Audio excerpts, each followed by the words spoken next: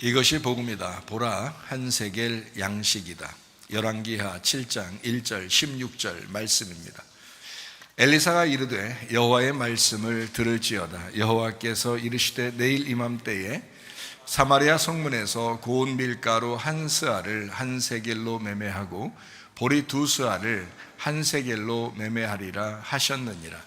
백성들이 나가서 아람 사람의 진영을 노략한지라. 이에 고운 밀가루 한 스아에 한 세겔이 되고 보리 두 스아가 한 세겔이 되니 여호와의 말씀과 같이 되었고 라고 되어 있습니다. 복음을 설명하겠습니다. 이사야 53장 5절 말씀입니다. 주님이 찔리신 것은 우리 허물 때문이요 주님이 상하신 것은 죄악 때문이라. 주님이 징계를 받음으로 우리가 평화를 누리게 되었고 주님이 채찍에 맞음으로 우리가 나음을 얻게 되었습니다. 이거 분명히 확실히 믿고 있으면 역사가 일어나기 시작합니다. 고린도후서 6장 2절 말씀입니다. 보라 지금 은혜 받을 만한 때요 보라 지금은 구원의 날이로다. 지금이 은혜 받는 거고요 지금이 구원받는 때입니다. 예수님은 성령으로 잉태하였습니다. 예수님이 이 땅에 6월절 어린 양 예수님 구원하러 오셨는데요, 침례 받을 때 우리의 모든 죄가 그에게 넘어가고 광야에서 3가지 시험을 이기셨습니다. 3년 반 동안 아버지의 일을 충실히 하시다가 십자가 못 박혀 돌아가시면서 우리를 이제 구원하시고 또 우리의 죽음까지도 없애주셨습니다. 예수님은 임마누엘 하신다 그래요. 어떻게 하냐면 성령으로 우리와 함께 하신다 그런 말입니다. 우리가 이제 거듭나야 된다 그러잖아요. 다시 태어나야 된다, 구원받아야 된다. 마음을 믿고 입으로 고백하면 우리가 구원받는다 그러거든요. 땅에서 태어난 사람이 하늘로서 다시 태어나는 것을 의미하는 거고, 육체로 태어난 사람이 말씀으로 태어난 것을 의미합니다. 거듭난다, 다시 태어났다는 그런 의미거든요. 그래서 땅의 운명으로 살던 사람이요 하늘의 운명으로 살게 되었다라고 하는 거. 하늘의 운명은 간단합니다. 주님 중심, 말씀 중심, 교회 중심입니다. 그렇게 중심으로 살게 되었다 그러면 이걸 거듭났다, 다시 태어났다 이렇게 말씀하는 것입니다. 예수님은 구원자요, 치료자요, 회복자가 되십니다. 사도행전 4장 12절 말씀이요 다른 이름으로서는 우리에게 구원받을 만한 이름을 주신 적이 없다라고 되어 있습니다. 갈라디아서 2장 20절 말씀 보니까 내 믿음 말고 예수님의 믿음으로 살아야 변함없어진다 이제 이렇게 말씀합니다. 베드로전서 1장 9절 말씀, 믿음의 결론이 뭐냐? 영혼의 구원받는 것이다. 누가복음 12장 20절 말씀, 어리석은 사람은 영혼의 구원에 대해서 별로 관심이 없다. 베드로전서 2장 25절 말씀이요 영혼의 목자와 감독자이신 주님에게 우리가 돌아왔다 했습니다. 베드로전서 4장 10절 말씀에 선한 청지같이 너희가 서로 봉사해야 된다. 네 거 없다 이 말이죠. 잠언 3장 7절 말씀입니다. 스스로 지혜롭게 여기지 마라. 여호와를 경외하며 악을 떠나야 된다라고 말씀합니다. 고린도전서 10장 12절 말씀이요 한 걸음이라도 앞으로 나아가는 전진하는 양이 되어야 된다 이렇게 말씀합니다. 베드로전서 1장 17절 말씀, 나그네로 있을 때를 두려움으로 지내라 라고 되어 있고요. 우린 지금 나그네입니다. 베드로전서 4장 7절 말씀이요 만물의 마지막이 가까이 왔다. 너희가 정신 차리고 기도해야 된다. 베드로전서 5장 8절 말씀, 우는 사자같이 삼킬 자를 찾고 있다라고 했습니다. 야고보 4장 7절 말씀이요 마귀를 대적하라. 그리하면 너희를 피하게 될 것이다. 누가복음 21장 34절부터 36절까지 말씀하니까 방탕함과 술 취함과 생활의 염려로 너희가 그날이 갑자기 임하게 될 것이다. 그러면 항상 깨어있어 기도해야 된다라고 말씀합니다. 성경은 머리, 목, 몸, 다리로 이루어졌습니다. 하나님의 비밀인 그리스도를 우리가 믿고 구원받은 사람들은 침례나 세례를 통해서 이제 그리스도의 비밀인 몸된 교회로 들어오게 됩니다. 그렇게 되면 이제 두 다리로 움직여서 건강하게 되어야 되는데 이 두 다리가 예배와 선교예요. 말씀과 기도입니다. 전도와 제자훈련이고요 율법과 복음입니다. 이렇게 두 다리로 움직여서 이걸 잘 깨닫고 알므로써 교회가 튼튼해지고 가정이 튼튼해지고 건강해지고 그렇게 되는 것입니다. 요한복음 1장 1절 말씀이요 태초에 말씀이 계셨다. 이 말씀이 하나님이다 그랬습니다. 그러니까 하나님의 나라는 말씀의 나라다 이렇게 보면 됩니다. 창세기 2장 5절 말씀이요 사람을 예배드리게 하기 위해서, 농사짓게 하기 위해서 만드셨다.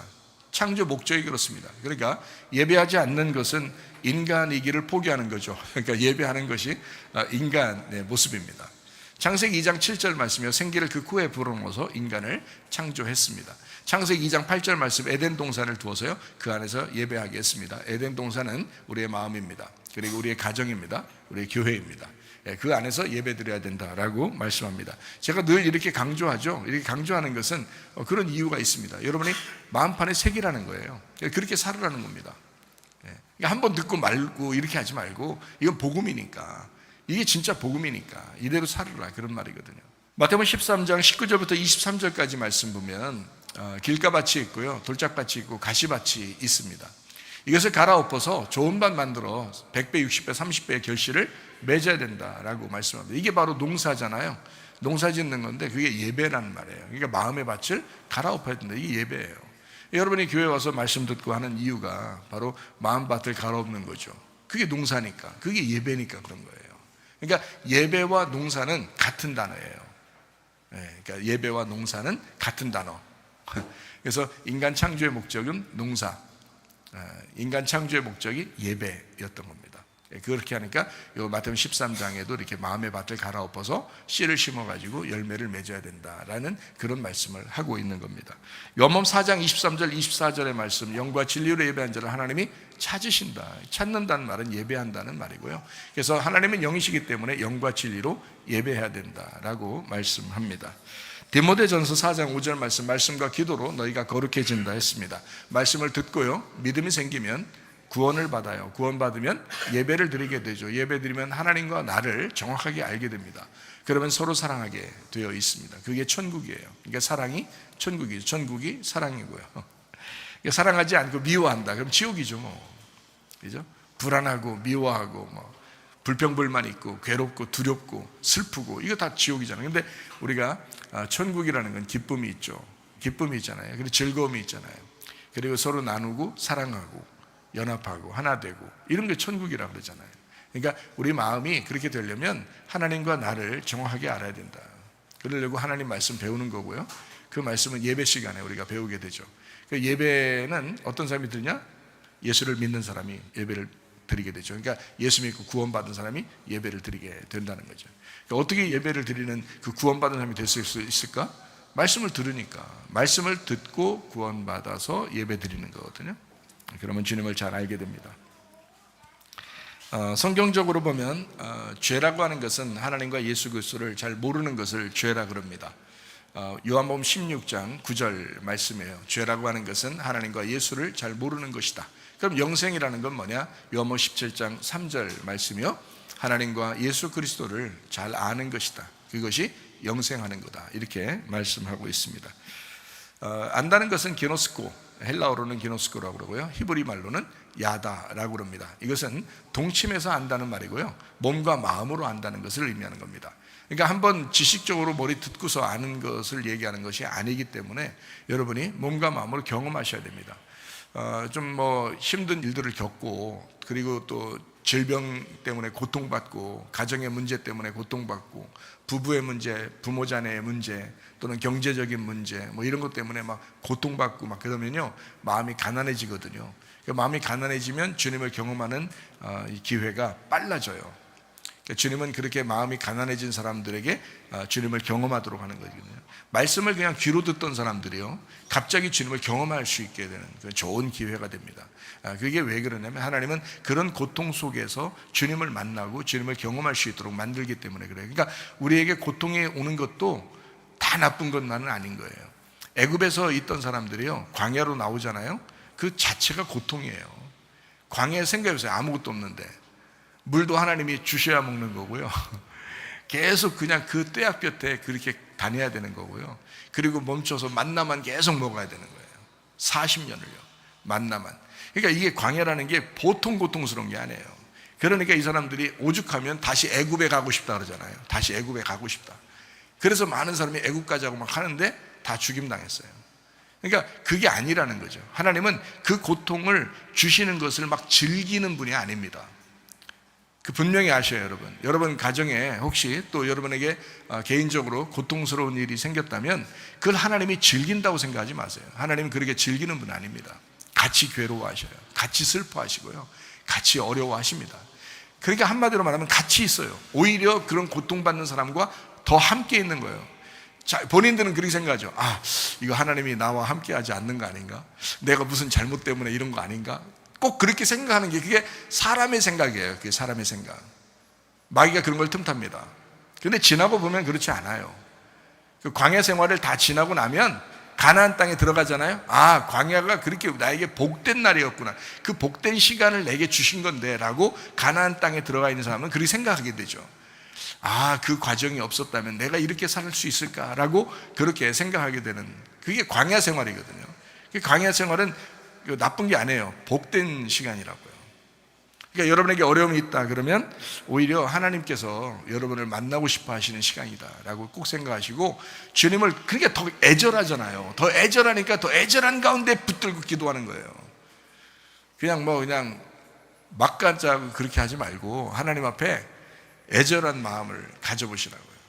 그럴 때 하나님이 응답하십니다. 하나님이 함께 하신다는 것을 분명히 경험하게 될 것입니다. 성경은요, 체험의 책입니다. 하나님을 믿는 것, 우리 기독교는 그냥 지식의 그 종교가 아니에요. 기독교는요, 체험하는 종교입니다. 체험을 해야 돼요. 실질적으로 그 주님이 살아계신 것, 그것을 내 속에서 경험하셔야 된다는 거죠. 경험만큼 좋은 선생이 없어요. 경험만큼 힘 있는 게 없어요. 자기가 직접 경험해보면 그게 진리가 되거든요. 그게 진짜가 되거든. 그러니까 힘 있는 거예요, 여러분. 누가 뭐라 해도 자기는 경험했거든요. 누가 뭐라 해도 자기는 힘이 있거든요. 무슨 말인지 아시죠? 그러니까 주님의 말씀을 말만 들어서 그런 게 아니라, 주님, 저도 그 말씀을 경험하게 해주세요. 그게 힘이란 말이에요. 하나님, 내게 어려움이 있습니다. 내게 지금 고통이 있습니다. 슬픕니다. 내가 지금 어려움에 처했습니다. 이거 도저히 내가 해결할 수 있는 방법이 없습니다. 다른 사람들도 나를 해결해 줄 수가 없습니다. 사람은 해결할 수 없는 것 같아요. 그러니 하나님, 내게 해결해 주십시오. 하나님, 나를 만져 주십시오. 하나님, 내가 경험하게 해 주십시오. 그러면 그 충분히 하나님은 그 진리가 여러분을 자유하게 할 것입니다. 요한복음 8장 32절 말씀입니다. 진리를 알지니 진리가 너희를 자유롭게 할 것이다. 이렇게 되었습니다. 진리 안에서 자유롭게 되기를 바랍니다. 자, 오늘 말씀입니다. 열왕기하 7장 1절 16절 말씀입니다.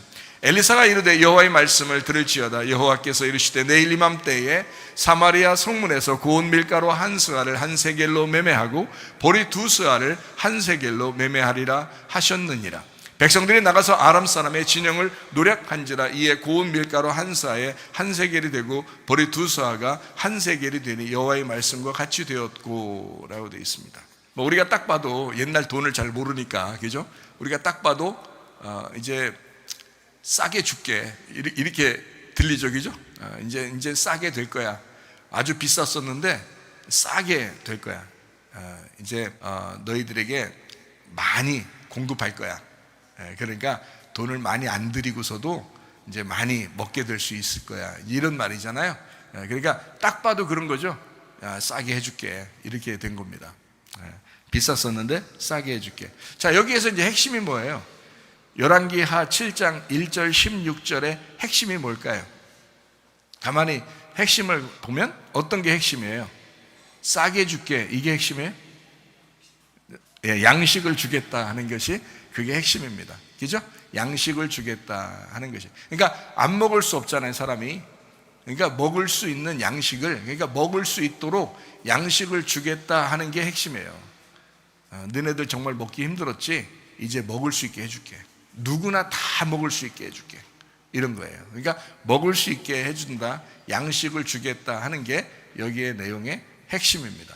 그러니까 양식이 다 아시죠, 여러분? 양식 그러면 성경에서 양식은 어떤 거예요? 말씀입니다. 성경의 양식은 말씀이에요. 여러분은 지금 뭐 들으러 왔나요? 점심 때 비빔밥 드시러 오신 거예요? 그건 아시잖아요. 오늘 점심은 비빔밥입니다. 그런데 점심 드시러 오셨나요? 그건 아니잖아요. 여러분이 예배 드리러 왔다고 하는 것은 말씀을 들으러 온 거거든요. 그게 양식이에요. 그게 비빔밥. 그러니까 모든 것을 볶아서요, 볶음밥이죠. 모든 것을 볶아서 이걸 다 주는 그 양식, 말씀입니다. 그러니까 말씀을 양식이라고 성경에서는 표현하는 거예요. 그러니까 양식이 나왔다? 그럼 양식인 말씀을 주려고 하는 거구나. 그러니까 양식을 주겠다는 게 핵심이다? 말씀이 핵심이었구나. 이렇게 생각하면 쉽습니다. 마태복음 6장 11절 말씀을 보면 이렇게 나와 있죠. 오늘 우리에게 일용할 양식을 주시옵고. 주기도문 아시죠? 주님이 가르쳐 주신 기도인데요, 우리에게 이렇게 이야기하라고 합니다. 하나님, 우리에게 일용할 양식을 주십시오 라고 그렇게 기도하라는 거예요. 그러면 이제 먹을 게 없을 것 같으니까 날마다 우리에게 일용할 양식을 주십시오. 실제로 이거 가지고 정말 기도하는 사람이 있겠죠. 정말 먹을 게 없는 사람들요. 그런 사람들은 오늘 하루 뭘 먹어야 될지도 모르는 그런 사람들은 이렇게 기도하겠죠. 하나님, 오늘 일용할 양식을 주십시오. 근데 보통 대부분 우리나라에 있는 사람들은 어때요? 먹는 거 가지고 고민을 많이 합니까? 어떤 고민을 하냐면 뭘 먹을까 고민하죠. 뭘 먹을까? 먹을 게 하도 많아서 그 중에 뭘 먹어야지? 이걸 고민하지. 오늘 일용할 양식을 주십시오 하는 그 고민이 아니라 뭘 먹어야 되지?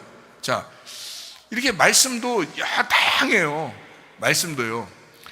마찬가지로 음식도 다양해요. 뭘 먹을까 고민하는 그런 시대에 우리가 무슨 일용할 양식을 주십시오라고 기도하겠냐고요. 의미가 없잖아요. 자, 옛날에 그 한 2000년 전에 우리에게 가르쳐 주신 주님의 말씀이 지금 우리에게도 똑같은 말씀이 되어야 되거든요.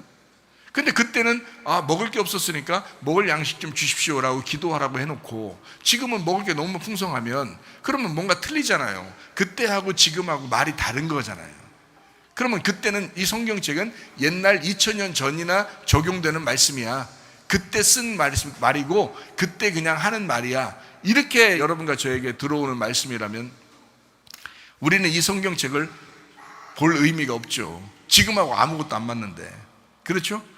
근데 그런 말씀이 아니란 말이에요. 지금 수많은 교회가 있고 이 말씀, 이 성경책을 우리가 똑같이 보면서 그 말씀을 증거하고 전하고 듣는다는 것은 이 말씀이 2000년 전이나 지금이나 똑같은 내용의 말씀이라는 거죠. 그러니까 이 말씀을 듣는 거예요. 그러니까 이 말씀이라고 하는 건 우리에게 양식인데 영적인 양식이다. 너희 영혼이 있잖아. 보이지 않지만 영혼이 있잖아. 그럼 보이지 않는 그 말씀이 있는 거야. 그걸 먹는 거야, 영혼은. 자, 나는 내 몸의 건강을 위해서 밥을 먹어야지, 빵을 먹어야지. 그렇지만 네 영혼은 뭘 먹고 살래? 네 영혼은. 그 영혼은 말씀을 먹고 살아야 되는 거야. 빵을 먹는 게 아니야. 밥을 먹는 게 아니야. 네 영혼은 말씀을 먹는 거라고. 그래서 이 말씀이 2000년 전이나 지금이나 영혼의 양식이 되셔야 하는 거죠. 그것이 우리에게 똑같은 말씀이 된다는 거죠. 동일한 말씀. 무슨 말인지 아시겠죠? 그래서 이런 말씀을 우리에게 양식을 일용할 양식을 주십시오 하면 그것이 그때나 지금이나 똑같은 일용할 양식이 되어야 된다는 거죠. 그게 바로 뭐예요? 내일의 양식이에요. 그거는 오늘 준 게 아니고 내일의 양식이에요. 아직 주어지지 않은 것을 달라고 하는 것입니다.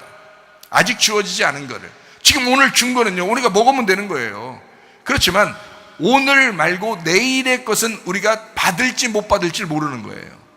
그러니까 일용할 양식이 되는 거죠, 그게. 그러니까 내일의 양식을 내게 주십시오 하는. 그러니까 오늘 하나님 내일의 양식을 내게 주십시오라고 하는 약속이 있어야 내가 내일도 살아가죠. 그게 일용할 양식이라고요. 오늘 우리에게 일용할 양식을 주십시오. 오늘 우리에게 내일의 양식을 주십시오. 내일의 양식, 내일 이맘때 내일의 양식이 있어야 합니다. 내일의 양식, 주님의 날에 내게 주시는 그 말씀이 있어야 합니다. 그것이 한세겔 예수님이라는 양식입니다. 그 한세겔로 내일 이맘때에 너희에게 양식이 있을 것이다. 한세겔로 줄 것이다. 한세겔 대신은 예수님을 줄 것이다, 이 말이거든요. 한세겔로 올 것이다. 그 양식을 주십시오.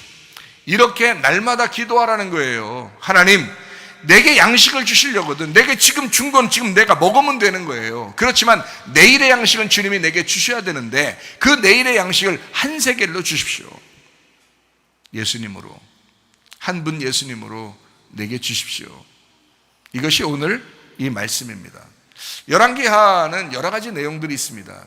4장의 내용을 한번 요약해 보면요, 4장의 내용은 뭐가 나오냐면 남편이 죽은 과부가 나옵니다. 이 사람에게 그냥 넘어가지 않고 엘리사가 양식을 먹도록 그렇게 해줍니다. 그러니까 남편이 죽었잖아요. 율법이라는 남편이 죽었어요. 그러니까 이 사람에게 복음을 심어줘야 되거든요. 엘리사는 복음의 사람이에요. 엘리야라고 하는 사람은 율법이라는 사람이고요. 엘리사는 갑절의 영감을 받았어요. 장자권을 받은 복음의 사람입니다. 그러니까 이 엘리사가 가면 복음을 나눠줘야 돼요, 그 여자에게. 그래서 죽은 남편, 그 부인, 그 과부죠? 과부에게 옛 남편이 죽었으니 새 남편이 되어서 기름을 나눠주는 것입니다. 그래서 기름을 주고 빈 그릇에 기름을 주어서 그것으로 하는 건 자기도 먹을 수 있도록, 그것을 빚을 갚고 자기도 먹을 수 있도록 만들어주시는 그런 이제 열왕기하 4장의 요약 중에 하나가 그것입니다.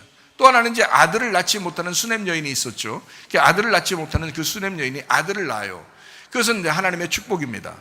예수 그리스도라고 하는 하나님의 아들을 잉태하고 출산하는 것을 의미하는 거거든요. 성경에 말하는 그 아들은 첫째 아들, 둘째 아들 할 때는 첫 번째 아들은 나를 의미하고요, 두 번째 아들은 예수님을 의미하는 겁니다. 그러니까 죽은 배와 같은 이 여자에게 예를 들어서 아브라함에게 이삭을 주듯이, 사라는 이미 경수가 다 끊어졌잖아요. 그러니까 죽은 배와 같은 여자예요. 근데 하나님이 이삭을 잉태하게 하고 출산하게 만들죠. 그게 하나님의 역사입니다. 이 여자도 마찬가지예요. 오랫동안 아기가 없었던 그 사람에게, 수냄 여자에게 아이를 낳게 합니다. 아브라함에게 이삭을 낳게 한 것과 마찬가지 얘기예요. 그리고 난 다음에 이제 이 아이가 죽어요. 죽으니까 어떻게 해요? 다시 이 아이가 부활하게 만들어야 되겠죠. 그게 두 번째 아들이란 말이에요. 첫 번째 준 아들은 죽어야 되는 거예요. 그러니까 첫 번째 아들로 태어난 여러분과 저는 죽어야 살아요. 죽어야 산다고요. 근데 보통 여러분 어때요? 교회 나오기 전까지는 어떤 생활을 했어요? 어떤 생각을 가지고 살았어요? 자기가 잘 돼야 된다. 자기가 남을 짓밟아서라도 자기가 성공해야 된다. 자기가 살아야 된다. 자존심이 상하면 안 된다. 그래서 자존심 상하면 기분 엄청 나빠. 얼굴 표정 확확 바뀝니다. 자존심 상했다고. 그게 여러분이라고요. 그게 여러분의 모습이라고요. 자기 자존심 상하면 기분 나빠. 가정에서도요, 자존심 상했다고 싸우는 거예요. 교회 와서 왜 기분 나빠하지 하시면 자존심 상했다고 그러는 거예요. 자기 자존심을 죽여야지. 말씀을 그만큼 들었으면 그 말씀이 여러분을 죽였어야 정상 아닙니까? 죽어야 부활한다고요. 수냄 여자에게 아들을 줘놓고 왜 죽여요? 네가 죽어야 된다는 것을 의미하는 겁니다. 수냄 여자가 그 아들이에요. 네가 죽어야 돼. 그래야 부활하는 거야. 다시 산 아들은 이제 부활한 아들이야. 그러니까 이 여자는 그 아들이 얼마나 소중하겠어요. 다시 태어난 아들, 다시 부활한 아들이야. 아브라함에게도 이삭 마찬가지예요. 이삭 드려 그러니 얼마나 괴롭겠습니까? 이삭을 그 100세에 낳은 아들을 다시 드리라는 거예요. 아이고 뭐 드리라는 거 뭐 어떻게 해요 하나님. 근데 히브리서 11장에는 뭐라고 말해요? 히브리서 11장 19절에 뭐라고 말해요? 그가 하나님이 능히 이삭을 죽은 자 가운데서 살리실 줄을 다시 살리실 줄로 생각한지라. 아브라함은 그런 믿음을 가졌어요. 비유컨대 그를 죽은 자 가운데서 도로 받은 것이라 이렇게 했어요. 아브라함은 이삭을 드리라고 했을 때 이 믿음을 가졌단 말이에요. 하나님이 내게 100세에 낳은 아들, 100세에 나에게 주신 이 아들을 죽이겠느냐? 아니다. 이 아들을 죽은 자 가운데 다시 부활시킬 것을 믿었단 말이에요. 아브라함이 그래서 이 이삭을 하나님이 바치라고 해놓고, 아브라함한테 바치라고 해놓고 진짜 바치니까 그 다음에 다시 살아나게 되죠. 살아나니까 그 다음에 어떻게 해요? 아브라함의 시대는 끝난 거예요. 그 다음에 이삭의 시대가 올라오는 거예요. 성경을 가만히 보세요. 그때까지가, 이삭을 드릴 때까지가 아브라함의 시대예요. 그리고 이삭이 이제 등장하게 되는 것입니다. 여러분 가만히 생각해 보면요, 아브라함과 이삭은 하나입니다. 그런데 이 아브라함이 옛날엔 자기 힘으로 살았죠. 근데 이삭을 낳고 이삭을 바치고 난 다음에 다시 얻은 아들, 그때는 어떻게 해요? 아브라함이 이삭으로 사는 거예요. 부활의 이삭으로 살게 되는 거란 말이에요. 그게 아브라함이란 말이죠. 아브라함과 이삭 아시겠죠? 죽은 자 가운데서 얻은 것이다. 자, 수냄 여인이 아들이 죽었어요. 다시 부활시켰잖아요, 엘리사가. 그리고 난 다음에 그 아들이 이런 모습으로, 아, 내가 이제 죽은 자 가운데 다시 얻은 내가 되었다. 수냄 여자가 그런 마음으로 살게 되었다. 다시 말하면 주님을 체험한 것입니다. 죽었다가 살지 못하면요, 주님 체험하지 못합니다. 그런 고통 가운데 있어 보지 못한 사람은요, 잘 이해가 안 돼요, 성경이. 저는 그 고통 가운데 있어 봤기 때문에 알아요. 사람이 죽는 그 위치에까지 가보면요, 알아요. 아, 내 것이 하나도 없구나. 이거 나는 아니구나. 내가 없음이었구나. 오직 예수님이 진짜였구나, 예수님이 진짜 있는 거였구나라는 것을 그때 되면 알아요. 그러니까 경험해 본 사람은 힘이 있고, 경험해 본 사람은 어떤 사람들보다도 자기가 주장하는 게 있다고요. 왜냐면 자기가 경험했으니까, 주님을 경험했으니까. 근데 경험해 보지 않은 사람은요, 잘 몰라요. 경험해 보지 못한 사람이 그럼, 아니 목사님, 그러면 나는 경험해 보지 못했으면 나는 그러면 이대로 살다가 밋밋하게 이렇게 살다가 그럼 주님 나라에 못 가 못합니까? 이렇게 걱정하는 사람이 있을지 몰라요. 그러니까 보세요. 그러니까 밋밋하게 살던 사람들이요, 죽었다 살아난 사람은 내가 크게 말하지 않아도 이해를 해요. 하나님 말씀이 이해가 된다고요. 근데 밋밋하게 사는 여러분이요, 말씀으로 고통받으시라 이 말이야. 말씀으로 죽으시라 이 말이요. 말씀의 율법에 의하여 여러분을 찢기시라 이 말이요. 아, 말씀이 저런 거였구나. 이 말씀이 나를 막 부딪히게 하는구나. 내 가슴이 찢어지는구나. 이 말씀이라고 하는 게 저런 거였구나. 하나님 말씀이요, 여러분 그냥 막 가려운데 긁어주는 그런 말씀인 줄 알았어요? 성경이 그런 건 줄 알았어요? 그렇지 않아요. 그랬으면 하나님이 아브라함한테 이삭 드리라고 하지도 않았고, 수넴 여자 아들을 낳았을 때 죽이고 다시 부활시키지 않습니다. 그냥 둬요. 그렇지 않겠어요? 좋은 일만 있는다면, 그래서 그렇게 좋은 일만 있어서 하나님을 만난다면 하나님이 그냥 두지 뭐하러 그걸 귀찮게 그렇게 죽였다 살렸다 드려라 또 부활해서 얻은 아들이다 왜 이렇게 합니까? 그건요, 주님을 경험해 보면 알아요. 아, 어제도 어떤 장로님 만났는데 그 장로님도 완전히 나락으로 떨어졌었다가 다시 살아난 사람이거든요. 완전히 나락. 그러니까 자기 간증하느라고 바빠요. 자기 간증하느라고 막 그냥 목소리 원래 큰데, 다른 사람 신경 나서 그냥 간증해요. 하나님은 막 살려주셔서 이렇게 놀랍게 하나님이 역사하신다는 걸 막 얘기해요. 죽었다 살아난 사람들은 자기가 힘이 있어요. 자기 주장을 합니다. 어떤 주장이면 막 잘난 척하는 게 아니에요. 하나님 살아계신데 사람들은 이해를 못한다. 목사님 아시죠? 그런단 말이에요. 전 알아요. 왜 그 사람이 그렇게 간증하는지, 왜 그 사람이 그렇게 주장하는지를 알아요. 죽었다 살아남은 사람들은 압니다. 경험해 본 사람들은 압니다. 주님을 경험해 본 사람들은 알아요. 그러니 여러분, 주님 안에서 여러분이 간증할 거리들이 있어야 합니다.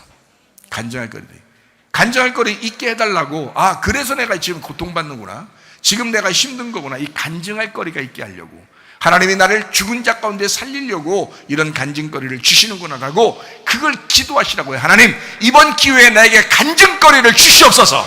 하나님, 이번 기회에 나를 죽은 자 가운데 살리시옵소서. 하나님의 살아계심을 내게 보이시옵소서. 이거를요, 여러분 기도하시라 이 말이에요. 기도하는 자에게 하나님이 응답하십니다. 기도하는 자에게 그냥 가만두지 않아요. 간증거리가 생겨야 합니다. 여러분, 하나님은 살아계셔요. 그래서 반드시 어려움 가운데 집어넣고요, 그리고 반드시 하나님은 다시 부활하게 하시는 하나님이시다. 성경은요, 그런 하나님이지 그냥 두시는 하나님이 아니에요. 욥 보세요. 욥이 얼마나 잘 나갔나. 진짜 이 세상에서 가장 잘 나간 사람 중에 하나가 욥이에요. 욥이라는 사람이 그렇게 잘 나가요. 그런데요, 하나님이 그 사람을 한 번에 꺾어버립니다. 사탄을 보내서라도 꺾어버려요.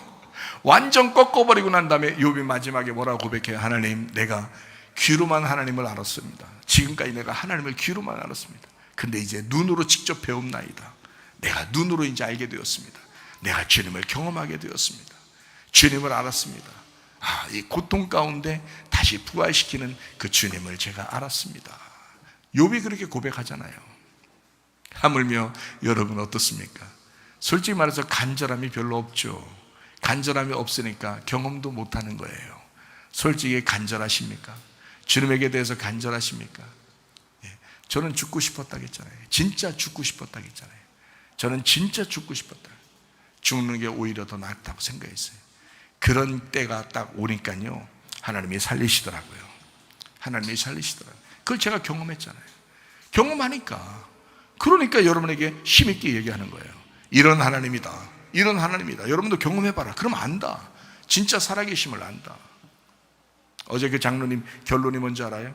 예배 드리니까, 예배 충성하니까, 예배 중심으로 사니까 하나님이 자기를 붙드시더라. 하나님이 자기를 다시 살리시더라. 결국 하나님의 살아계심을 알았다. 예배 중심으로 사니까, 예배만 중심으로 사니까. 옛날에는요, 그냥 예배 대충 하고 그냥 어디 놀러 다니고 그랬대요. 자기도 교회 다니면서 집사가 지금 장로님 됐는데 집사가 그렇게 다녔대요. 옛날에 뭐 예배 대충 하고 뭐 그렇게 막 이리 다니고 저리 다니고 그런 거 좋아했대요. 그런데 하나님이 그런 놈을 꽉 잡아놓고서 예배만 드리도록 하게 만들려니까 완전히 모든 걸 싹 다 모든 걸 다 끊어놔. 그러니까 이 사람이 꼼짝 못하고 예배만 드리기 시작해요. 예배만 드리기 시작하니까 하나님이 이제 그것이 기간이 찬 거예요. 물이 찬 거죠. 사람이 그래서 이제 물이 찬 거지. 기간이 이제 어느 정도 예배 드리는 그 예배 중심으로 살 수밖에 없는 그렇게 만들어 놓고 예배만 계속 집중하고 눈물 많이 흘리고 이제 그렇게 살다 보니까 이제 기간이 찬 거야. 어느 정도 기간이 차서 지금 이제 열어주기 시작하는데 놀랍게 열어주기 시작하는 거야. 가만히 있는데 막 열어주기 시작하는 거야. 전도할 대상자를 자기가 찾아가는 게 아니라 전도할 대상자가 찾아오는 거야. 자기한테 그런 얘기를 들려주면 바로 이 사람이 예수 믿고 구원받아 교회 찾아 나가고 그런 아주 놀라운 일들. 돈도 그냥 막 채워지는, 그냥 뭐 쏟아진다는 거예요. 그냥 뚝뚝 떨어뜨려 놓는다는 거예요. 돈을 어떻게 하냐는 거야. 그거 그렇게 하나님이 채워주시더라. 참 놀라운 일들을 자기가 경험하게 되었다라는 이야기를 어제 간증을 했습니다. 하나님 역시 살아계십니다. 하나님 살아계셔요. 오직 죄를 위해서 충성하고 지금 손해보는 것 같지만 예배드려 나오는 이 시간이 여러분 어떤 면에서 세상에서 볼 때는 좀 바보스럽고 미련하게 보이고 좀 손해보는 것 같지만 결국 하나님은 여러분 예배드리는 자를 사랑하십니다. 예배드리는 자에게 함께 하십니다. 결국 하나님은 여러분을 인도하신다 이 말이에요. 그게 하나님이 선한 목자 되신 분이니까 선하게 인도하시는 거죠. 열왕기하 4장의 요약 중에서 또 하나의 요약이 길갈에 있는 제자들에게 흉년이 들었다는 것입니다. 흉년이 들으니까 어떻게 해요? 반드시 양식을 먹여야 되죠. 일용할 양식을 먹여야 되죠. 그게 생명의 빵입니다. 생명의 빵. 생명의 빵 대신 예수님. 그 예수님을 먹이게 되었다. 자, 이렇게 생명을 이제 접촉한 사람들을 다시 주님 안에서 살아나게 된다라는 것입니다. 그러니까 우리가 생명의 빵이라는 게 있어요. 예수님입니다. 말씀입니다. 진리의 말씀. 이것을 자꾸 공급받으면 하나님께서 함께 하신다. 그 사람 반드시 하나님이 함께 하신다. 자, 진실한 사람이 되시기를 바랍니다. 진리의 말씀을 사모하는 사람 되시기를 바랍니다. 우리는 어떻게 해요? 진리의 말씀을 사모해야 된다. 아, 내가 이 양식을, 이 내일의 양식을 내가 사모해야 되겠구나. 에베소서 5장 5절 9절 말씀입니다. 너희도 정녕 이것을 알거니와 음행하는 자나 더러운 자나 탐하는 자 곧 우상 숭배하는 자는 다 그리스도와 하나님의 나라에서 기업을 얻지 못하리니 빛의 열매는 모든 착함과 의로움과 진실함에 있느니라. 자, 에베소 5장 5절하고 9절을 이렇게 비교해서 세 가지씩 이렇게 나누어서 이야기를 합니다. 자, 어떻게 되는 거냐면 음행하는 사람이 있다. 자, 에베소 5장 5절 말씀을 보니까 음행하는 게 있고요, 더러운 게 있고요, 탐하는 게 있어요. 근데 그 탐하는 것은 우상숭배다 이렇게 나와 있습니다. 그러니까 음행, 더러운 거, 탐하는 거 이렇게 나와 있죠. 그리고 에베소 5장 9절 말씀에 보니까 빛의 열매는 뭐냐? 착함, 의로움, 진실함. 이렇게 해서 세 가지씩을 이렇게 나누어서 한번 볼 수 있도록 하겠습니다. 고린도 3장 5절 말씀을 보니까요, 땅에 있는 지체를 죽여라. 음란과 부정과 사욕과 악한 정욕과 탐심이니 탐심은 우상숭배다 이렇게 말씀합니다. 요한일서 2장 16절 말씀해 보니까 이렇게 되어 있어요. 세상에는 모든 게요 세 가지로 되어 있는데 육신의 정욕, 안목의 정욕, 이생의 자랑이라.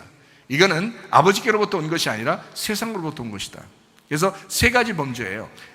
선악과도 어떻게 돼요? 먹음직, 보암직, 탐스럽게 되어 있는 거죠. 이게 창세기 3장 6절에 나와 있는 말씀입니다. 선악과가 어떻게 하면 먹음직, 보암직, 탐스럽게. 그래서요 육신의 정욕, 안목의 정욕, 이생의 자랑 이렇게 되어 있습니다. 그래서 예수님이 광야에서 시험 받으실 때도 세 가지입니다. 먹음직, 보암직, 탐스럽게 하는 거로 시험 받으셨어요. 그걸 예수님은 이기셨고, 첫 번째 아담은 진 거고요, 두 번째 아담이신 예수님은 그걸 이긴 거라 이 말이죠. 그래서 세 가지 시험이 오게 돼요. 이 세상의 모든 죄가 다시 세 가지에 다 걸려 있단 말이에요. 육신의 정욕, 안목의 정욕, 이생의 자랑. 이 세 가지 중에 하나가 다 걸려 있어요. 여러분, 세 가지를 다 하는 사람도 있고 그 세 가지 중에서 한 가지를 하는 사람이 있단 말이죠. 아니면 두 가지 하는 사람이 있고요. 이렇게 죄가 세 가지로 나와 있습니다. 자, 음행이라고 하는 게 육신의 정욕입니다. 음행이라는 거, 육신의 정욕이에요. 우리로 말하면 창녀 같은 건데요. 그러니까 이것을 세상적인 그런 이야기를 하는 게 아닙니다. 세상의 음녀 이런 얘기하는 게 아니고요. 성경적으로 창녀를 얘기합니다. 이게요, 먹음직입니다. 이게 먹음직. 뭐하고 반대냐면 착함하고 반대입니다. 마태복음 19장 17절 말씀해 보니까 예수께서 이르시되 어찌하여 선한 이를 내게 묻느냐. 선한 이는 오직 한 분이시다. 네가 생명에 들어가려면 계명들을 지켜야 된다. 자, 선한 분은 누구냐? 한 분. 선한, 아가도스라는 단어인데요, 선한, 좋은, 은혜, 하나님을 얘기합니다. 선한 분은 하나님밖에 없다. 착한 분은 하나님밖에 없다라는 겁니다. 그러니까 모든 착함이라고 하는 것은요, 하나님 쪽에 있는 겁니다. 근데 반대로 음행이라고 하는 것, 더러움이라는 것, 창녀, 먹음직스럽다라고 하는 것, 이런 건요 다 악한 쪽에 있는 겁니다. 그러니까 선한 쪽은 하나님이고 악한 쪽은 마귀가 있는 거죠. 그래서 이렇게 반대로 나누어 있는 겁니다. 그러니까 음행과 더러움과 먹음직, 창녀, 음녀 이런 건요 하나님하고 완전히 반대가 돼요. 하나님의 영하고 반대가 돼요. 선한 것, 착한 거하고 반대가 된다라는 것입니다. 요한복음 10장 11절 말씀해 보니까 나는 선한 목자라 이렇게 말했습니다. 선한 목자다. 어떻게 보면 이게 착한 목자다라고 할 수도 있는데 이거 여기서 단어는 선한 목자다라고 하는 단어는 칼로스라는 단어를 썼어요. 칼로스라고 하는 단어가요, 아름다운 가치 있는 이라는 단어입니다. 그러니까 아름다운 목자야. 나는 착한 목자도 되지만 나는 값어치가 있는 목자야. 그러니까 가치 있는 목자야. 가치도 있죠. 가치 있고 또 가치 있는 목자야. 아름다운 목자야. 목자다운 목자야 이 말이에요. 목자다운 목자야. 그게 선한 목자이신 예수님이십니다. 아름답고 값어치가 있는 예수님, 목자다운 목자, 그분이 선한 목자 예수님이십니다. 자, 더러운 자가 있습니다. 에베소 5장 5절에 더러운 자가 나오죠. 이 더러운 자라고 하는 것은 안목의 정욕입니다. 더럽다, 안목의 정욕. 이게 불의한 것입니다. 의롭지 못하다, 불의하다. 이게 보암직입니다. 사람들은요 눈에 보이는 대로 행동합니다.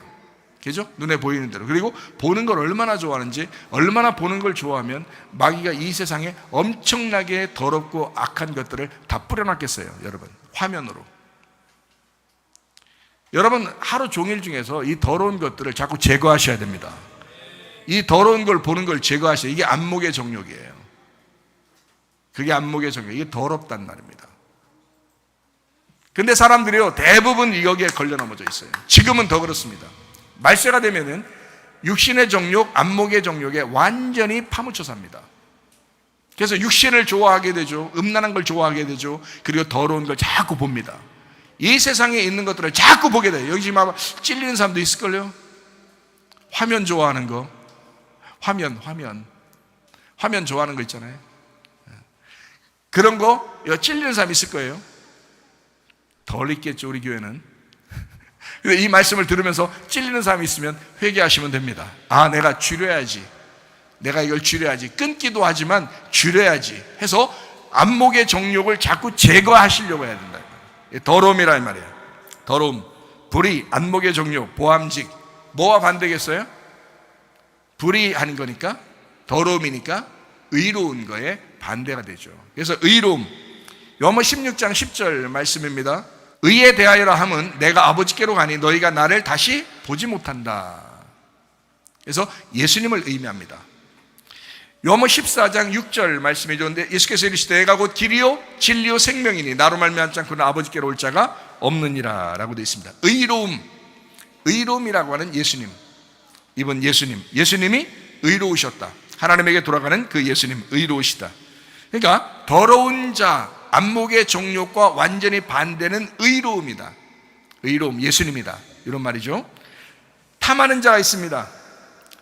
탐하는 자, 에베소서 5장 5절 말씀에 탐하는 자가 있죠. 이 탐하는 자, 이건 곧 우상숭배다라고 되어 있습니다. 이생의 자랑입니다. 탐하는 거죠. 탐하잖아요. 이게 우상숭배예요. 이생의 자랑, 거짓입니다. 탐스러운 겁니다. 그러니까 선악과도 마찬가지죠. 먹음직, 보암직, 탐스러움. 여기 탐스러움에 걸려 있는 거죠. 이게 탐하는 거, 이게 우상숭배란 말이죠. 탐하는 자체가 우상숭배다. 뭐하고 반대하겠어요? 거짓이니까. 그게 거짓이에요. 그걸 거짓이라고 그런다고요. 그러니까 여러분 보세요. 교회 나오면서도 진리를 따르라고 했더니 거짓을 따라. 거짓을 따르는 게 뭔지 알아요? 여러분이 노력해서 예배드리려고 하는 거, 이거 다 거짓입니다. 여러분이 이 교회에 와가지고 기도하면 성공해야 된다고 생각하는 거, 이거 다 거짓입니다. 교회에 와서 기도하니까 이게 종교가 다 똑같아요. 모든 종교가 똑같이 하는 것을 갖다가 우리가 한다? 그건 거짓이죠.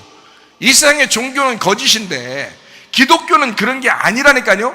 고통스럽게 해서라도 주님을 만나게 해야 된다는 거예요. 이게 주님이십니다. 이게 진리라고 하는 거예요. 여러분, 진리를 정확하게 하셔야 돼요. 여러분, 이 땅에서 잘 되려고 교회 나온 겁니까? 물론 잘 돼야죠. 하나님이 복을 내려주셔서 잘 돼야죠. 그러나 하나님은 그렇게 잘 되게 하는 것도 반드시 죽였다 살린다니까요. 그래야 그 사람이 겸손하니까. 그냥 잘 돼 보세요. 교만하죠. 자기가 잘난 맛에 다 잘 된 줄 알죠. 그러니까 하나님은 꺾어놓는다 이 말이에요. 하나님 반드시 그 사람을 꺾어놓는다 이 말이에요. 그래야 겸손해지니까. 차라리 꺾어놓고 겸손해졌는데 이 땅에서 부자로 못 살아서 그런데 천국 가게 돼서 그게 오히려 낫지. 이 땅에 잘 되고 부자가 됐는데 교만했어. 나중에 지옥 가면 여러분 누가 책임질 겁니까? 여러분, 그런 거짓의 말씀을 듣고 거짓의 말씀을 하던 사람들이 누가 책임을 집니까? 지옥 가게 되면. 그러나 여러분, 우리는 다 하늘나라에 가야 돼요. 천국에 가야 돼요. 천국 갈 사람들은 진리의 말씀을 들어야 합니다. 여러분, 진리가 누구냐? 예수 그리스도십니다. 예수 그리스도를 들어야, 예수 그리스도를 믿어야 천국 가는 거죠. 그러니까 여러분, 이 땅에서 여러분 세상적인 것을 구할 겁니까? 탐스러운 걸 구할 겁니까? 탐욕을 구할 겁니까? 그게 다 우상숭배라고요. 예수 그리스도를 믿으셔야 합니다. 예수 그리스도를 확실하게 붙드셔야 합니다. 그게 천국이라고요. 여러분, 저는 그걸 알겠다고요. 주님을 만나보니까 알겠다고요. 여러분, 요한복음 16장 13절 말씀입니다. 그러나 진리의 성령이 오시면 그가 너희를 모든 진리 가운데로 인도하시리니 그가 스스로 말하지 않고 오직 들은 것을 말하며 장래일을 너희에게 알리시리라. 진리의 성령입니다. 진리의 성령, 참된 성령이라 이 말이에요. 그러니까 더럽고 탐스러운 욕심, 우상숭배 이런 것들은 다 진실함의 반대가 된단 말이에요. 그러니까 거짓이라고 그러는 거죠. 자, 무슨 말인지 아시겠죠? 자, 에베소 5장에 5절하고 9절을 여러분 아시겠죠? 5절에 나온 것은 음행하는 거, 더러운 거, 탐하는 거, 그게 우상숭배고요. 그리고 에베소 5장 9절의 말씀에는 빛의 열매가 있는데 착함, 의로움, 진실함에 있다. 자, 뭘 따를 것입니까, 여러분? 빛의 열매가 여러분에게 있으셔야 합니다. 빛을 따라가는 사람 되어야 됩니다. 빛을 따라가는 사람, 빛이 나무라면 그 열매가 우리란 말이에요. 빛이 나무라면. 그러면 빛을 따라가야 나라는 열매를 맺죠. 이해가 되겠습니까? 빛의 열매를 맺는 거지. 그러니까 우리를 통해서 빛의 열매를 주님이 구하신다고요. 열매를 구하신다고요. 그 열매를 보아 나무를 알 수 있는 거예요. 이해가 되겠죠? 예수 그리스도는 온전하게 좋으신 분이었는데 우리 열매가 더러우면 되겠냐 이거야. 안 되죠. 그러니까 우리 교회는 오면은 계속 착함을 강조할 것이고 계속 의로움을 강조할 것이고 계속 진실함을 강조할 거라는 거죠. 내가 경험했으니까. 그 주님을 경험했으니까 가만히 있을 수 없다는 거죠. 이 세상에 현혹될 수가 없다는 거죠. 잠시 잠깐 너무 화면이 화려하니까 잠시 잠깐 볼 수는 있어요. 그러나 그거 가지고 빠지겠냐고요. 그리스도인들이 그거 가지고 빠지면 되겠냐 이거야. 아니죠. 빠지면 안 된다고요. 벗어나셔야 합니다. 그리스도인은 그리스도인답게 살아야 합니다. 생명을 접촉한 사람, 생명에 접촉을 한 사람, 하나님 안에서의 착함과 의로움과 진실함으로 살아가시기를 바랍니다. 자, 우리 한번 성경 또 좀만 보고 마치도록 하겠습니다. 열왕기 7장 1절 16절 말씀입니다. 일용할 양식입니다. 이건 한 세겔로 주겠다. 모든 걸 2개든지 하나든지 다 한 세겔로 주겠다. 16절도 똑같은 말씀을 하고 있죠. 일용할 양식, 이걸 한 세겔로 주겠다라는 말씀입니다.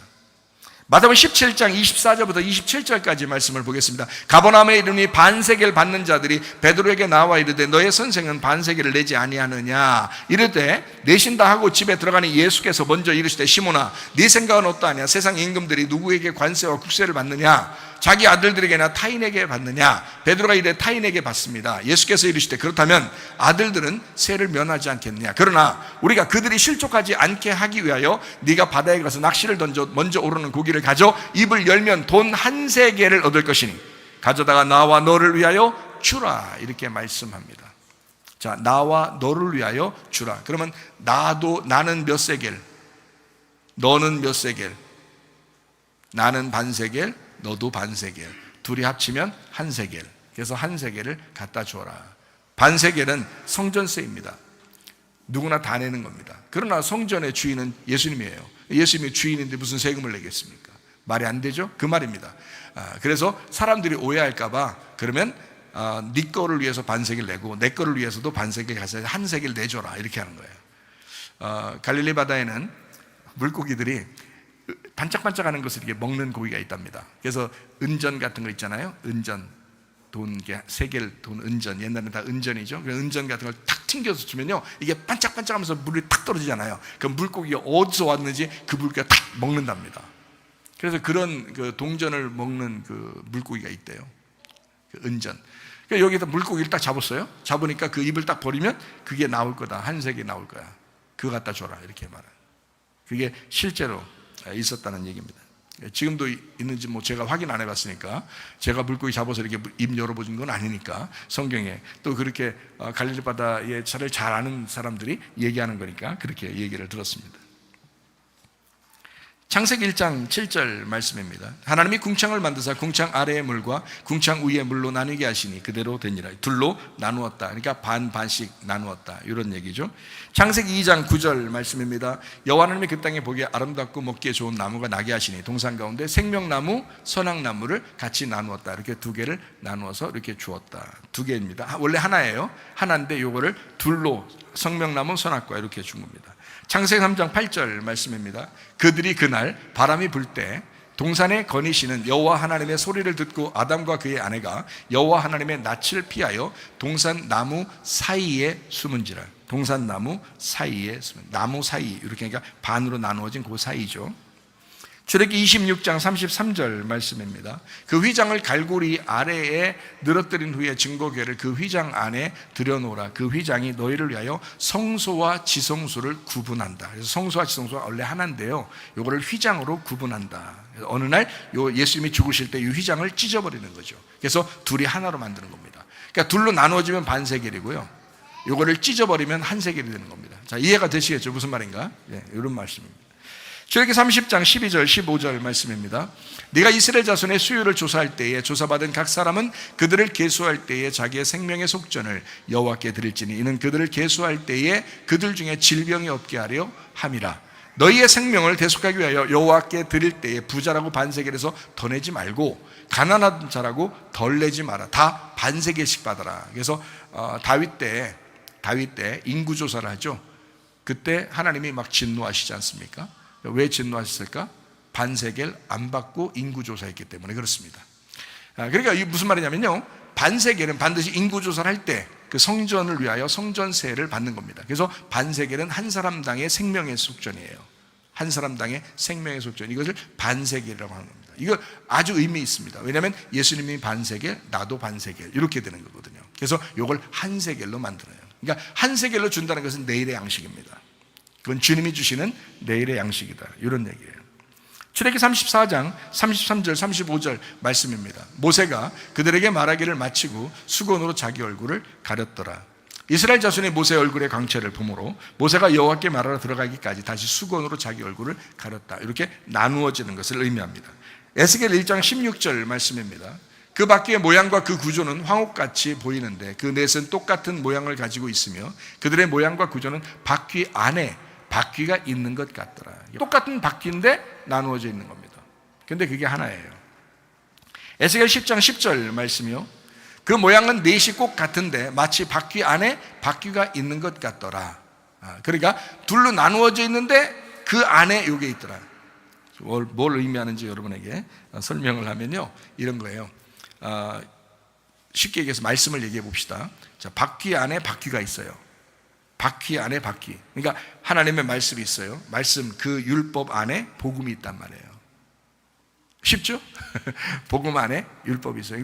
근데 그거를 바퀴로 표현하는 겁니다. 그러면 바퀴 안에 바퀴가 있는 것 같은 거예요. 이게 두 개가 나누어진 게 아니에요. 같은 거란 말이에요. 같은 건데 그렇게 보이더라, 이 말이에요. 말씀을 얘기하는 겁니다. 아가서 2장 14절 말씀입니다. 바위틈 낭떠러지 은밀한 곳에 있는 나의 비둘기야, 내가 네 얼굴을 보게 하라. 네 소리를 듣게 하라. 네 소리는 부드럽고 네 얼굴은 아름답다 이렇게 되어 있습니다. 바위 틈에 있는 비둘기, 이렇게 틈이니까 어떻게 해요? 바위가 하나인데요, 그 사이를 내었죠. 그 사이를 내어서 그 안에 있는 비둘기야 이렇게 말하죠. 예수님의 그 죽으심을 말합니다. 예수님의 죽으심으로 성령이 오시는 것을 의미하는 건데요, 그게 우리 신부에게 오시는, 그래서 신부를 비둘기로 표현합니다. 누가복음 10장 30절 말씀입니다. 예수께서 대답하여 이르시되 어떤 사람이 예루살렘에서 여리고로 내려가다가 강도를 만나매 강도들이 그 옷을 벗기고 때려 거의 죽은 것을 버리고 갔더라. 거의 죽은 것이 아니라 반이 죽은 것을 버리고 갔더라 이렇게 되어 있습니다. 반을 죽인 것, 그러니까 반 죽었다 이 말이에요. 그래서 선한 사마리아인이 와서 고쳐주죠. 그리고 주막에 데려다 주죠. 왜 그럴까요? 반이 죽었으니까 자기가 그 반이 되려고 하는 거예요. 그래서 반이 죽어서 자기가 반이 와서 그 반을 치료하면 하나가 되잖아요. 그래서 반세겔 반세겔인데 한 세겔을 만드는 거예요. 그게 반이 죽었다라는 의미입니다. 참 놀라운 말씀이죠. 고린도후서 3장 13절부터 18절까지 말씀은 똑같은 의미의 이야기입니다. 수건에 대한 이야기거든요. 모세가 이스라엘 자손에게 이제 장차 없을 것을 결국을 주목하지 못하게 하려고 수건을 얼굴에 쓴 것 같이 아니하노라. 그러나 그들의 마음이 완고하여 오늘까지도 구약을 읽을 때에 그 수건이 벗겨지지 아니하고 있으니 그 수건은 그리스도 안에서 없어질 거다. 오늘까지 모세의 글을 읽을 때 수건이 그 마음을 덮었다. 그러나 언제든지 주께로 돌아가면 그 수건이 벗겨진다. 주는 영이시니 주의 영이 계신 곳에는 자유가 있느니라. 이 수건을 벗겨놓는다. 수건이 있었는데 수건을 벗겨놓는다 라는 말 하죠. 가리워져 있다, 나누어져 있다 이런 말이죠. 그것을 벗겨지면 어떻게 돼요? 혼합이 하나가 되겠죠. 그런 말씀입니다. 히브리 10장 20절 말씀입니다. 그 길은 우리를 위하여 휘장 가운데로 열어놓으신 새로운 살길이요 휘장은 곧 그의 육체니라. 그러니까 휘장은 죽기 위해서 있는, 가려져 있는 거죠. 그러니까 죽으면 어떻게 찢어지죠? 그러니까 가리워져 있던 것이 서로 하나가 되게 되었다라는 말씀입니다. 자, 에베소서 2장 14절부터 16절까지 말씀입니다. 그는 우리의 화평이신지라 둘로 하나를 만드사 원수된 것 곧 중간에 막힌 담을 자기 육체로 허시고 법조문으로 된 계명의 율법을 폐하셨으니 이는 이 둘로 자기 안에서 한 세 사람을 지어 화평하게 하시고 또 십자가로 이 둘을 한 몸으로 하나님과 화목하게 하려 하심이라. 원수된 것을 십자가로 소멸하시고 이렇게 되어 있습니다. 하나가 되게 만들었다. 모두 두 개로 나누어진 것이 하나로 되게, 가리워진 것이 벗겨지게 이렇게 만들어놨다. 이것을 성경이라고 얘기하는 겁니다. 그러니까 제가 여러분에게 자주 하는 그런 말씀입니다. 천국 가는 길은요 진리의 말씀에 있습니다. 진리의 말씀을 우리가 듣고 그 말씀을 보고 그 말씀을 지켜 행하는 자가 복이 있습니다. 천국에 가는 것은 진리의 말씀 때문입니다. 다른 거 없어요. 여러분에게 뭐 어떤 노력을 해서 수고해서 천국이라고 하지 않습니다. 진리의 말씀입니다.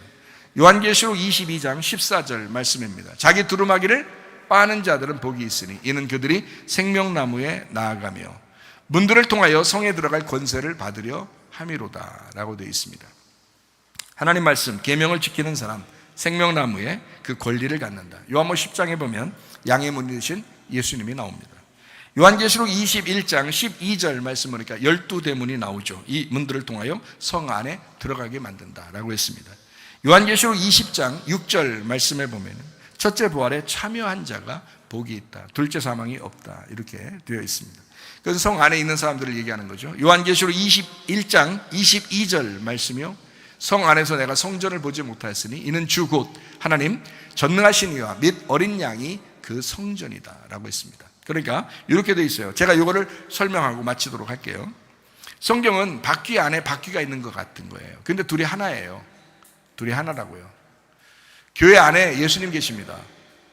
그러니까 여러분은 생각할 때 예수님은 정말 사랑한다고 생각하거든요. 여러분이 나 예수님 믿으러 왔지, 내가 예수님 믿고 있지 이렇게 하는데 예수님이 교회고 교회가 예수님이에요. 그거를 바퀴 안에 바퀴가 있는 것으로 표현한 거거든요, 성경에. 그러니까 율법과 복음을 나누어 생각하는 사람이 있어요. 그거 아닙니다. 율법이 복음이고요, 복음이 율법입니다. 이게 같은 거예요. 선악과가 생명나무가 돼야 되고요, 이 생명나무가 선악과가 돼야 되는 거예요. 이 둘이 하나예요. 하나님이 만드신 겁니다, 이 두 나무를. 이게 나무가 두 개가 이렇게 나누어져 있는 게 그게 하나예요, 한 나무라고요. 마찬가지로 바위 틈이 이렇게 생기잖아요. 근데 이 바위 틈이 원래 하나예요. 바위 틈을 만든 겁니다. 예수님이 원래 한 분이셔요. 근데 그 옆구리를 찔러서 구멍을 내는 겁니다. 틈을 내는 거죠. 그 사이에 우리를 집어넣는 거예요. 그러니까 예수님 사이에 우리를 집어넣는 거예요. 하나라고요. 그러니까 교회라고 하는 것은요, 예수님의 옆구리에서 나온 겁니다. 아담의 옆구리에서 갈빗대로 하와를 만들죠. 똑같은 원리예요. 예수 그리스도를 통해서 그 옆구리에 우리를 만드시는 거예요. 그게 교회예요. 그러니까 교회는, 하와는 또 하나의 아담인 것처럼 교회는 또 하나의 그리스도예요. 그거를 사람들이 잘 인식을 못해요. 그래서 교회에서는 아무렇게나 생활하고 가정에서도 아무렇게나 생활하면서 예수님은 사랑한다고 얘기하는 이 거짓말쟁이들이 많단 말입니다. 그거 다 거짓말쟁이에요. 그 잘못 성경을 배운 거고 잘못 성경을 가르친 것입니다. 성경은 그렇게 말하지 않아요. 바퀴 속에 바퀴가 있는 거예요. 그게 한 바퀴예요. 하나라고요. 한 말씀이라 이 말입니다. 그래서 계명을 지키는 그 안에 있는 사람, 성전 안에 있는 사람. 그래서 어떻게 하면 우리가 천국에 가는가? 빛나고 깨끗한 세마포 옷을 입어야 됩니다. 요한계시록 19장 8절 말씀입니다. 빛나고 깨끗한 세마포 옷, 이게 성도들의 의로움이에요. 성도들의 의로움이라고 하는 것은요, 성도들의 착함입니다. 그 착함은 하나님밖에 없어요. 하나님의 착함으로 있는 사람, 하나님의 착함이 있는 사람, 어떤 거예요? 계명을 지키는 자, 하나님의 그 말씀, 그 계명을 지키는 자, 그 사람들이 성 안에 있는 교회에 살게 되는 조건을 갖는다는 거죠. 그게 바로 빛나고 깨끗한 세마포, 그거 하나입니다. 여러분이 어떻게든지 내가 빛나고 깨끗한 세마포 옷을 입어야지라고 하는 마음을 가지셔야 된다고요. 안 그러면 성 밖에 쫓겨나요. 성 밖에 있는 사람과 성 안에 있는 사람은 완전히 다른 거예요. 교회 안에 있는 사람과 교회 밖에 있는 사람은 완전히 다른 거예요. 천국에 가는 사람과 지옥 가는 사람은 완전히 다른 겁니다. 여러분, 빛나고 깨끗한 세마포 옷을 입은 사람은 성 안에 있는 거고요, 더러운 옷을 입은 사람은요 밖에 있는 겁니다. 요한계시록 22장 15절 말씀이요, 개들, 점술가들, 음행하는 자, 살인자, 우상숭배자, 거짓말을 좋아하며 지어내는 자 다 성 밖에 있는다. 다 성 밖에 있는다. 그러니까 음행하죠, 더럽죠, 탐하죠, 육신의 정욕, 안목의 정욕, 이생의 자랑, 먹음직, 보암직, 탐스럽게 하는 거, 이거 다 성 밖에 쫓겨나요. 여러분, 성 안에 있는 사람은, 교회 안에 있는 사람은 착함과 의로움이 있는 사람이에요. 착함과 의로움과 진실함이 있는 사람, 이런 사람이 그리스도의 사람이라고요. 여러분, 어떻게 우리가 그리스도로부터 분리돼서 나가겠습니까? 그리스도와 하나가 되겠습니까? 여러분, 영원히 그냥 우리가 반세계를 가지고 살겠습니까? 아니면 그리스도 예수와 연합하여 한 세계로 살겠습니까? 바로 이런 말씀입니다. 자, 말씀을 정리합니다. 하나는 둘이고요, 둘은 하나입니다. 당신의 마음 안에는 누가 주인입니까? 우리의 가정과 교회 안에는 누가 왕이십니까? 세상이라는 넓은 땅에 교회가 중앙에 있습니다. 세상이라는 넓은 땅에 교회가 중앙에 있어요. 우리에게는 세상이 교회예요. 교회가 세상인 거예요. 이해가 됩니까? 바퀴 안에 바퀴가 있는 거예요. 제가 설명을 해드리죠. 교회라는 넓은 땅에 중앙에 누가 있습니까? 어린 양 예수님이 있습니다. 에덴이라는 넓은 땅에 에덴 동산, 중앙에 에덴 동산이 있습니다. 이거 창세기 2장에 나오는 말씀입니다. 에덴 동산이라는 넓은 땅에 그 중앙에 선악과와 생명나무가 있는 겁니다. 자, 넓은 땅, 그 다음에 거기 중앙, 이렇게 지금 제가 설명을 하니까 이해가 되죠, 그죠? 성경이 어떻게 구성이 되어 있는가 이해가 되죠. 성경을 배워야죠. 여러분이 성경 알아야죠. 그래, 이렇게 되어 있구나. 내 속에는 이런 식으로 되어 있구나. 교회 안에는 이렇게 되어 있구나. 가정에는 이렇게 되어 있는 거구나. 알죠, 그래야. 그래, 중심이 뭔지를 알죠. 여러분, 세 사람의 마음 안에, 그 세 사람이라는 마음, 이 넓은 땅에 중앙에 누가 계시냐? 하나님의 성령이 계십니다. 누가 중심이냐 이거예요. 새 예루살렘이라는 넓은 땅에 그 중앙에 성전이 있습니다. 이게 요한계시록 21장 22절의 말씀입니다. 성 안에 성전이 있다. 근데 안 보인다. 내 안에 주님이 계시다. 안 보인다. 교회 안에 어린 양이 계시다. 안 보인다. 근데 그 어린 양이 교회야. 교회가 어린 양이었어. 그 성령이 나였어. 그 내가 성령 안에 같이 있었던 거야.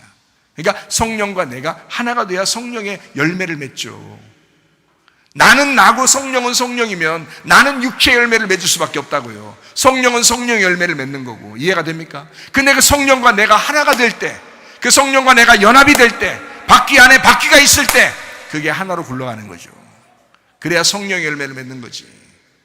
이해가 되십니까? 그래야 진짜 거듭난 사람이란 말이에요. 육체로 태어난 자가 말씀으로 다시 태어나야 된다. 성령으로 다시 태어나야 된다. 어린 양 예수님이 우리의 마음 한복판에, 우리의 가정과 교회 한복판에 연합하여 계셔야 합니다. 그것이 하나님의 말씀, 주님과 하나 된 사람, 착함과 의로움과 진실함이 넘치는 성도, 그런 성도들이 다 되시기를 바랍니다. 열왕기하 7장 1절 16절 말씀을 읽고 마치도록 하겠습니다. 엘리사가 이르되 여호와의 말씀을 들을지어다. 여호와께서 이르시되 내일 이맘때에 사마리아 성문에서 고운 밀가루 한 서아를 한 세겔로 매매하고 보리 두 서아를 한 세겔로 매매하리라 하셨느니라. 백성들이 나가서 아람 사람의 진영을 노략한지라 이에 고운 밀가루 한 서아에 한 세겔이 되고 보리 두 서아가 한 세겔이 되니 여호와의 말씀과 같이 되었다. 한 세겔, 한 사람, 예수님을 의미합니다. 내일 이맘때에 내일의 양식이 있는 마태복음 6장 11절 말씀에 있는 것처럼 우리에게 일용할 양식을 주십시오. 내일의 양식을 주십시오. 그 한 세겔 여러분 알면 뭐합니까? 한 세겔을 알고 집에 돌아가면 뭐합니까? 여러분의 기도가 되셔야죠. 하나님, 내게 내일의 양식을 주십시오. 내일 이맘때에 주시는 그 한 세겔을 내게 주십시오. 그 한 세겔만 있으면 양식은 풍성합니다. 그리스도 예수, 주님의 날에 그 한 세겔, 예수라는 그 양식을 내게 주십시오. 그 양식을 주십시오. 예수라는 양식을 내게 주십시오. 그 한 세겔로 내가 살게 해주십시오. 그러면요, 여러분 모든 질병은 치유받습니다. 가정의 문제는 해결받습니다. 성령이 충만하게 될 줄로 믿습니다.